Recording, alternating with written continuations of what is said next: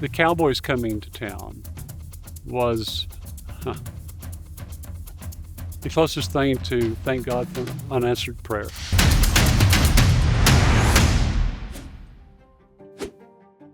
We had been contacted that the Dallas Cowboys may be in the market to find a new home. We didn't want just another practice facility. We had a practice facility, and we knew that we had a really unique opportunity to do something far greater.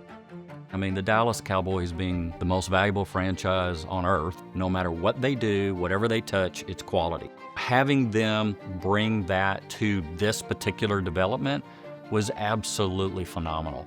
For us to have a chance to come in and put our headquarters here and be able to have the opportunity to pick up the real estate around us to develop that into restaurant and retail and build this epicenter of community. We went from a piece of dirt that has now over $1 billion of value on it, and that's tied to sports. Because it's one thing to pour money into a project, but you have to have something come out the other end to keep the lights on. We were building and designing and creating and partnering all simultaneously. So that created a whole lot of stress and anxiety around, could we fund? Would this make sense? Would this become successful?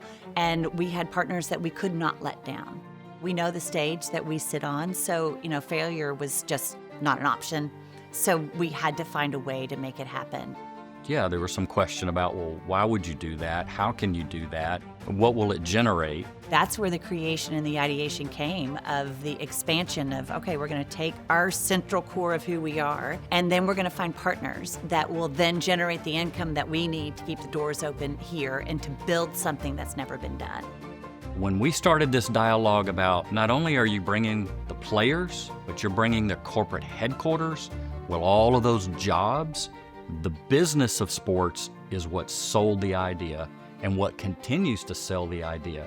Frisco, from the day that we first got here, opened their arms to us and said, let's see what we can do together. And that's not always the case. You have to have really great, strong leadership from a civic standpoint, from a community standpoint, the school district, of course. The day that they opened this venue, what's the first thing they did? They had high school football. I think all of us, when we came to the day that we were opening and our struggle at the moment was who gets to play here first, that became the best struggle to attack, and we did it by saying everybody plays here first. And we had this great jamboree, and every high school came out here and got to play on opening day. And then the rest literally is history.